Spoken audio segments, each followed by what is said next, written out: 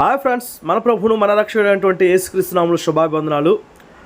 ఈరోజు మన అంశం ఏంటంటే యోహాను ఎందుకు బాప్టిస్మ ఇచ్చుచూ వచ్చాడు అనే దీని గురించి మనం మాట్లాడుకోబోతున్నాం.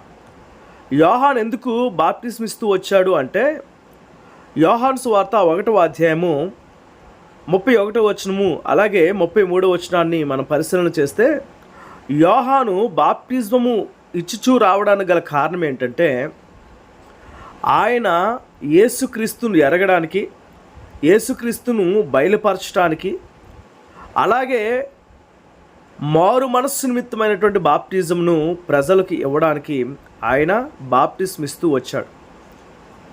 యేసుక్రీస్తు సుమారు 30 సంవత్సరాలు వారి మధ్యనే సంచారం చేస్తున్నప్పటికీ, వారి మధ్యనే జీవిస్తున్నప్పటికీ యేసుక్రీస్తును వారు రక్షకుడని, విమోచకుడని, ప్రభు అని, అభిషక్తుడని, దేవుని కుమారుడని తెలుసుకోలేకపోయారు. కనుకనే యోహాను దేవుని దగ్గర ఆయన ఆల్రెడీ నీవెవరి మీద అయితే పరిశుద్ధాత్మ దిగి వచ్చి నిలుచుట చూస్తావో ఆయనే పరిశుద్ధాత్మలోను అగ్నిలోను బాప్టిజం ఇచ్చేవాడు, ఆయనే దేవుని కుమారుడని ముందుగానే తెలుసుకున్నాడు. కనుక ఆయన కొరకు ఎదురు చూస్తూ యేసుక్రీస్తును ఇశ్రాయేలీయులకి ప్రత్యక్షపరచడం కోసం, యేసుక్రీస్తును ఇశ్రాయేలీయులకి బయలుపరచడం కోసం, యేసుక్రీస్తును ప్రపంచానికి పరిచయం చేయడం కోసం యోహాను నీళ్ళల్లో బాప్టిజం ఇచ్చుచూ వచ్చాడు.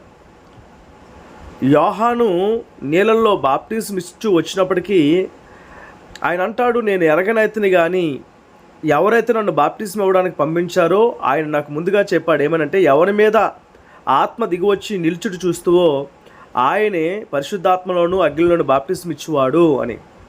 అందుకే యేసుక్రీస్తు బాప్టిజము తీసుకున్నంత వరకు కూడా యోహాను వెయిట్ చేయవలసి వచ్చింది.